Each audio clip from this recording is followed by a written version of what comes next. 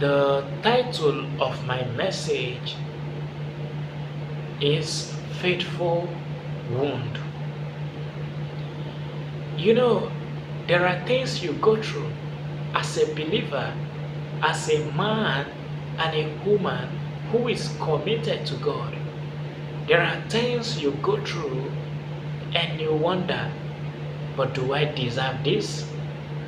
With all my service to God, do I deserve such kind of calamity? Where was God when all these things was happening? Why would God allow such a thing to happen? But the truth is, to whom God loves, He chastises.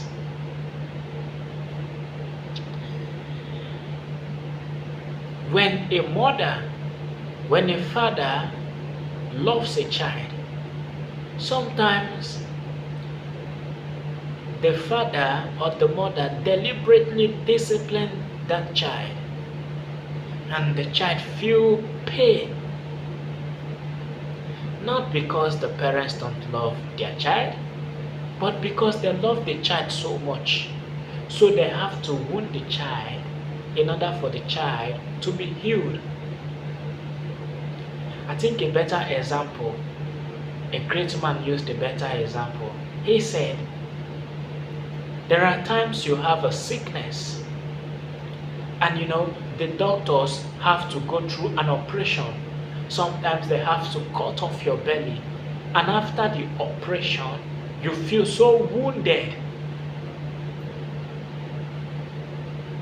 but as a result of that wound you are healed. If not for the operation, you won't have been feeling that pain, but maybe you would have been dead. So there are wounds that are meant to heal you.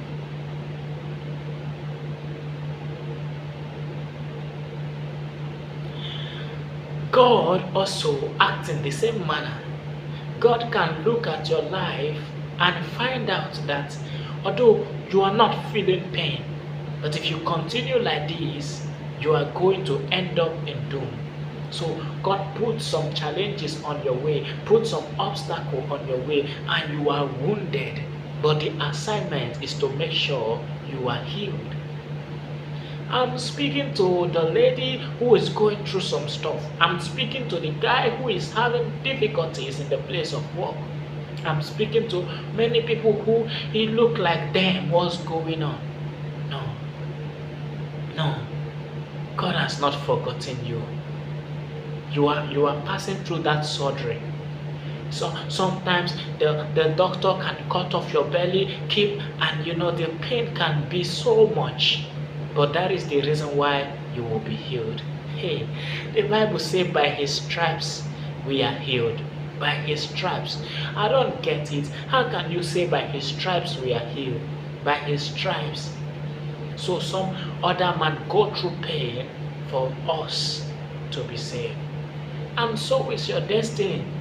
Every great man can tell you there were days where it was tough, but the wisdom that helped them to become great came in that tough season. Some of your greatest knowledge will come in the days where everyone is against you. People are just fighting you, and you are wondering, but I am an innocent boy. I was just trying to help people. Why will everybody be against me? No, there is something you need to learn about human nature. So those seasons is going to teach you. Yeah.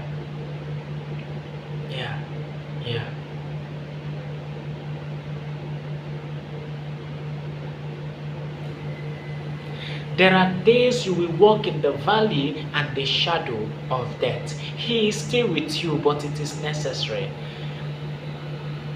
He said, when you go through fire, I will be with you. When you go through storm, I will be with you. Why will God be with you when you go through fire? Why wouldn't God just bring you out of the fire? It is because there is something that fire needs to burn away. There is something that fire needs to roast out of your life. Yes, my God, I look at my life and I look at the battles I have fought. And I see that the wisdom that I function in today is as a result of that battle. Ha. You are as powerful as what you have been through. Yes, you are as powerful as what you have been through. If you have not gone through trials, if you have not gone through tough season, if you have not been shaped in persecution, I don't care how much you have, there is not so much going on in your life. There is not so much going on in your life. If you have not been forged in the furnace of fire, if you have not gone through season where it seems nothing so much is going on in your life, but to the one who is going through trials, you study the Bible, you pray every day, you are very hardworking, you are focused on your vision, but resistance everywhere. Oh, rejoice, rejoice. For there are days where Joseph will be in the prison. Rejoice, rejoice. There are days where Jesus will have to pass through the cross in order to become the King of Kings and the Lord of Lords. Yes, rejoice. Rejoice, because there are days where David will be in a cave Adullam, forgotten by his family. Rejoice.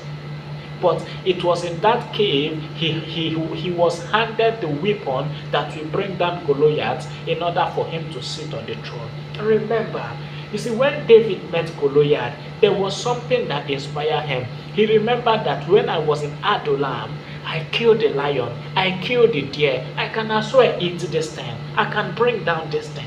So some of the things that will inspire you, some of the things that will strengthen you in the days where you will be fighting to sit on your throne is as a result of your success when you were wounded. When you were wounded. Who has been wounded brutally? And you are wondering, well, God, what's all this? I pray and fast, and God is saying that the one whom I love, I chastise. The one whom I love, I chastise. The one whom I love, I chastise.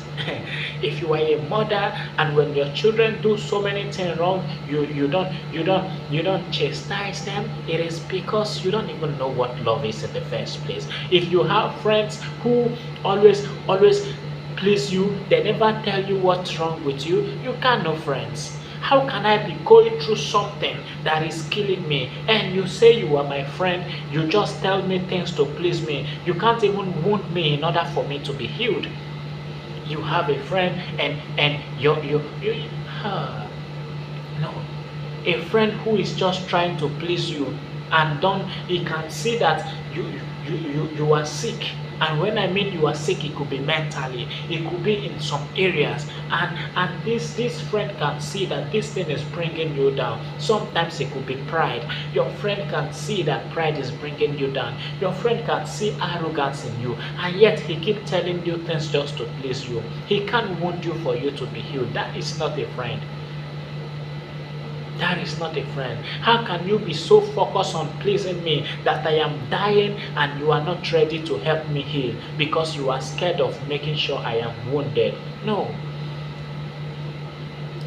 The friend that can look at you and say, bro, you got odors on your mouth. Go work on it. I think you have some bad odor. Go work on it. You may be very wounded, but that doesn't change the fact that when you are done, you will go and work on it. And by working on it, you are healed. That is a friend. And some other guy who perceived the odor and he just tell you something you want to hear, something you love to hear. Don't keep such people around you. There is something called the faithful wound. Every man who wants to emerge to greatness must be wounded faithfully. Must be wounded faithfully. The only way you can understand human nature is that you are wounded faithfully. Yes. And the only way you can understand God is that you are wounded faithfully. The great man said, I learned God worship when my heart was shattered.